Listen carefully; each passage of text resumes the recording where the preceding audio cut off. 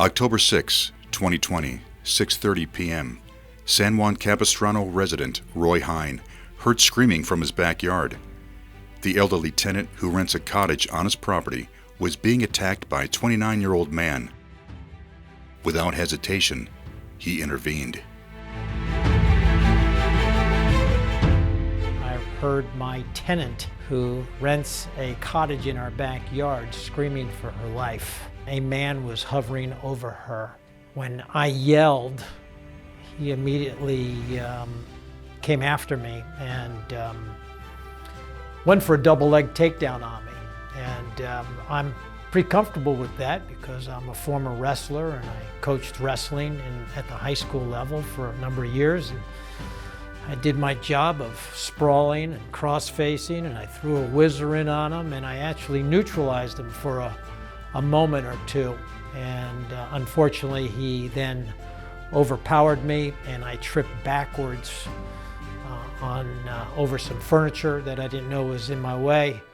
And I unfortunately landed awkwardly on my right hand, and when I did, on the wood floors, my finger, my right pinky, tore from my right hand.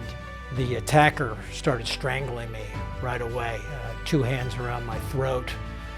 And it was at that point in time I knew I was in for some trouble.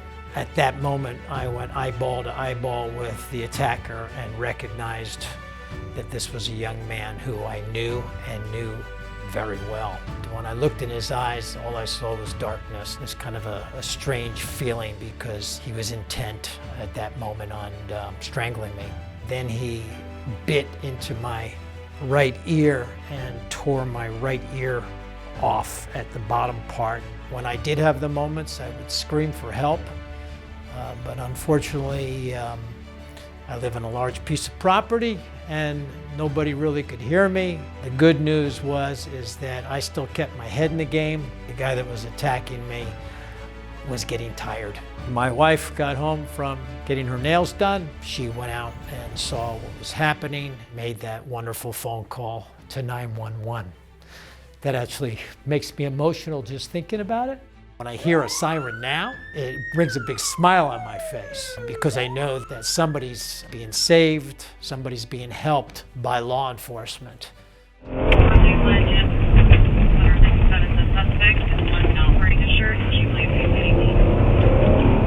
When we arrived on scene, we saw nothing short of carnage and mayhem. Roy was on his hands and knees, fighting for his life in a pool of his own blood. It was in that moment that my partners and I knew we had to do something in order to save his life. I saw Roy being choked and strangled by the suspect, and we gave him multiple commands to stop choking him and to get off of him.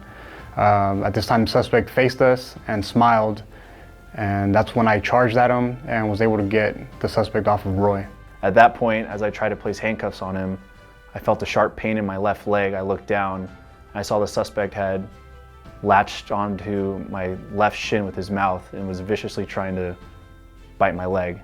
At the same time, I saw his left arm come across my body as he reached for my handgun. Based off, all of my training from all the way back to the academy, I immediately went into that mode of self-preservation, protecting my firearm, letting my partners know what was going on. Unfortunately, he continued to be non-compliant. He continued to fight. He continued to power through our tasers, our strikes. Nothing seemed to be effective, but through the sheer force of will, we were able to finally place him in handcuffs and make the scene safe for all of us. We searched around the whole house, and I finally saw a woman leaning over the sink, bleeding profusely with a large trauma to her face onto the sink. I asked her if she was the second victim, and she faced me, and then I saw that it was her. She had a major trauma to the face, badly beaten. At this point, I grabbed her and I escorted her to the front of the house, and she just told me, "Please don't leave me here." When I saw her, all I can feel was anger, and I felt very heartbroken for her. You look at the suspect and you wonder, how can another human being do that to another person? It makes you just see the darkness and evil in all people, but at the same time, you see the will to fight, the will to survive through Roy and my partners that, we saved 2 lives that day. My life was saved too, because if I was there by myself, who knows what could have happened. So I credit everything that happened to my partners here to my right. Once we're on scene, You don't have the liberty to be scared. You can't not act. You kind of just fall back onto your training and you trust your. At the end of the day, we just did our jobs and we did what any other deputy would do.